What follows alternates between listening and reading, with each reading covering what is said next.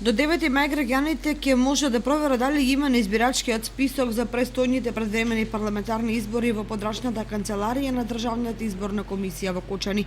Заинтересираноста, како што истакнува претседателката на подрачната канцеларија на Државната изборна комисија Снежана Хаџипаунова,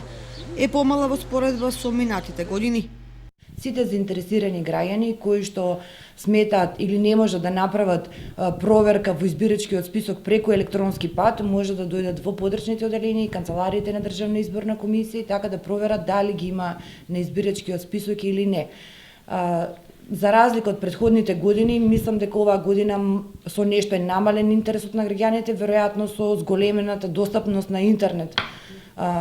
мрежата и граѓаните самостојно може таму да се проверат дали ги има или ги нема. Сепак најголем интерес прикажуваат оние кои што прв пат го остваруваат правото на глас,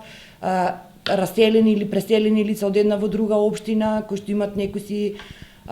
промени во својата лична карта. Сите оние граѓани кои во текот на месец април до 9 мај ги имаат променето личните карти да се јават во подрачната канцеларија и да извршат увид дали ги има на избирачкиот список.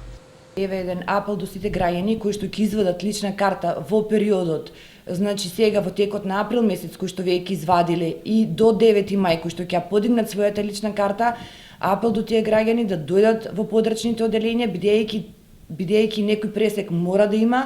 Пресекот е 9 мај, значи тие граѓани доколку не дојдат во подрачните оделенија ќе ги нема на избирачкиот список. Значи сите кои што извадиле лични карти во текот на месец април и сега до 9 мај, значи потребно е да дојдат во подрачните оделенија, да поднесат барање дали за запишување, дали за промена, за да можат да го остварат своето право на глас. Подрачната канцеларија во Кочани работи секој работен ден од 8 до 17 часот, а последните 2 дена на 8 и 9 мај ќе работи до полнок, се со цел граѓаните да имаат време да ги проверат нивните податоци и дали ги има на избирачкиот список.